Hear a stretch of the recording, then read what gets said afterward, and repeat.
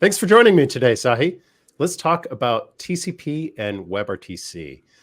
Tell us, why do you hate TCP for real-time media? Why do you hate the internet?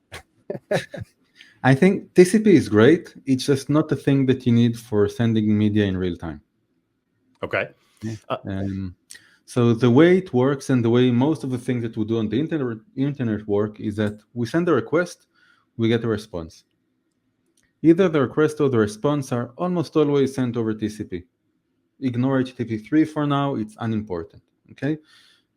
When you send something over TCP, you are guaranteed that it will reach the other side, or the connection will be lost and closed. Okay, so either what I'm sending you gets there, or there is no connection. That's a guarantee that you have. Now, how do you get such a guarantee? And the answer is by retransmissions. If I'm sending you a packet of data, on your end, you're going to acknowledge that packet. If you don't, I need to retransmit it, okay, until you receive it, or until we both decide that, well, this doesn't work, let's close the connection. Now, what's the problem with that? Let's say that what I'm sending you is my voice in real time, which is what we do in WebRTC. Now, when I'm sending the data, you're not going to receive it because packet loss. So, request for a retransmission, I try to retransmit it, you don't receive it, I try to retransmit it again, multiple times until I succeed. Now, guess what? It's now too late to actually use that packet because the time has passed for you to use it and decode it. And that's the problem.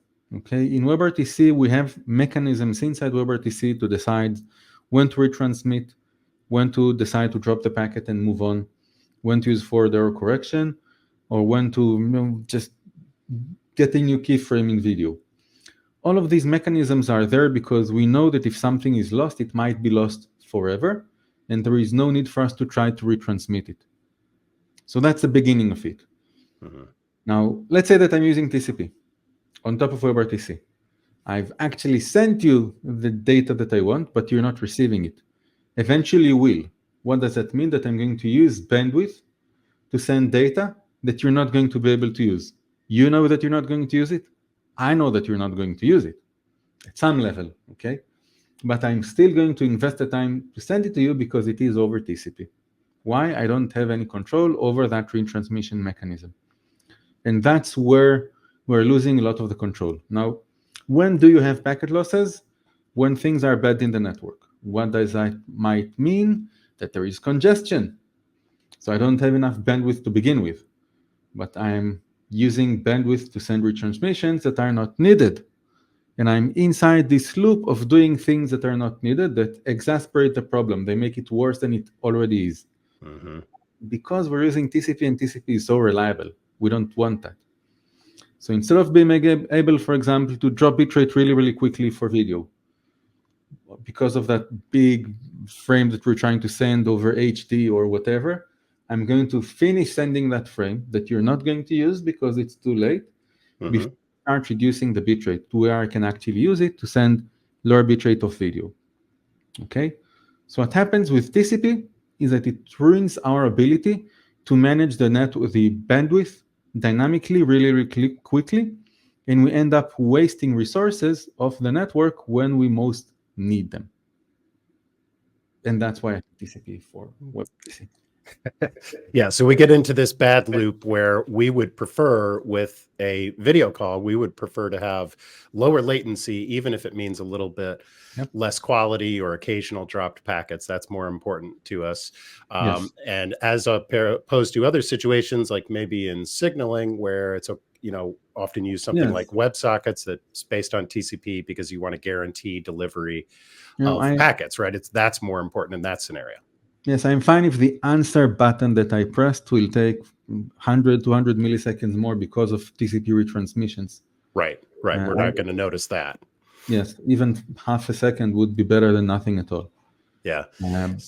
So if someone blocks UDP traffic in their firewall, for example, and they're trying to do WebRTC calls over it, one of the things we might notice is higher latency in our call.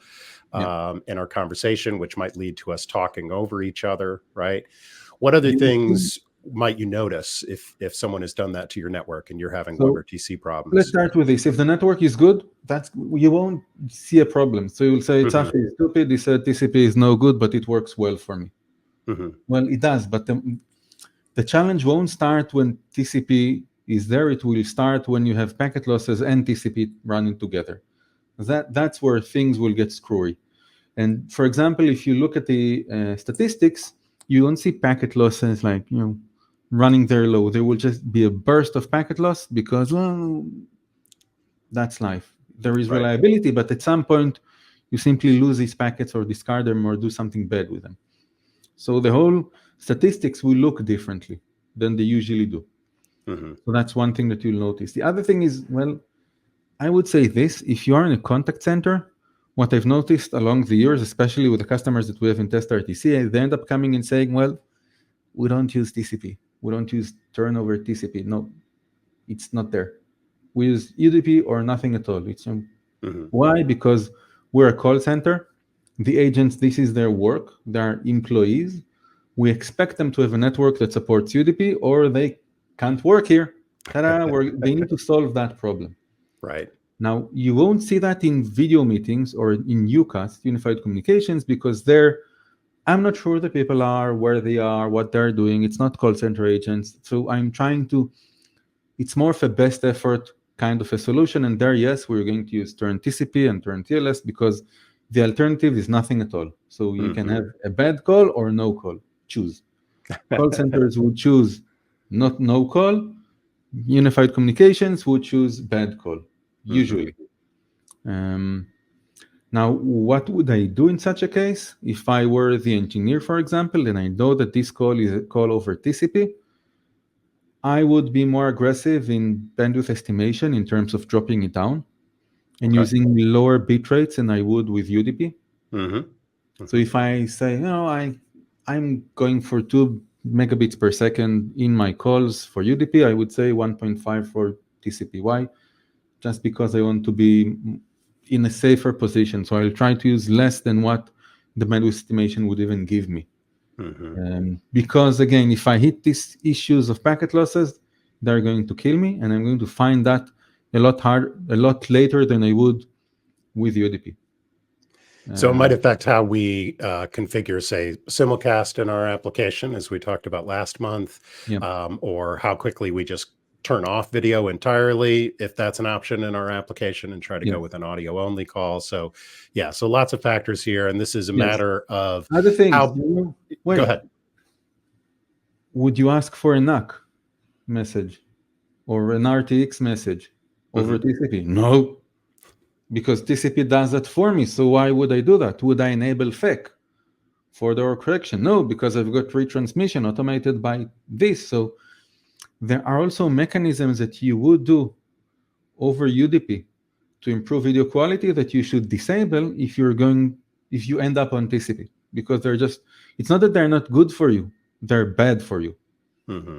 Okay, so you need to see exactly what tools you're using in UDP and decide if they make sense over TCP when you start optimizing these types of calls. Absolutely. Makes sense. All right. So as is often the case, how we're going to architect our application and balance these trade-offs depends a bit on our use case, on the types of users, the networks that they're operating on. So as always, a lot to consider here.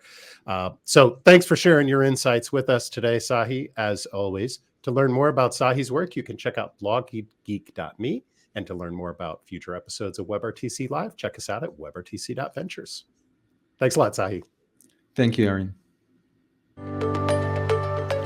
Thanks for joining us for WebRTC Live.